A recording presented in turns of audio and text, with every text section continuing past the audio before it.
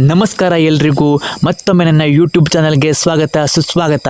ಇದು ಬಂಡಲದಲ್ಲಿ ನಡೆದಂತಹ ಒಂದು ಹಿಂದೂ ಸಮ್ಮೇಳನದ ಭವ್ಯವಾದ ವೇದಿಕೆ. ಈ ವೇದಿಕೆ ನಿಮಗೆ ತೋರಿಸ್ತಾ ಇದ್ದೀನಿ. ಮುಂದೆ ಈ ವೇದಿಕೆಯಲ್ಲಿ ನಡೆದಂತಹ ಹಿಂದೂ ಸಮ್ಮೇಳನದ ಬಗ್ಗೆ ಕೆಲವೊಂದು ವಿಡಿಯೋಗಳಿವೆ, ನೋಡಿ ಆನಂದಿಸಿ.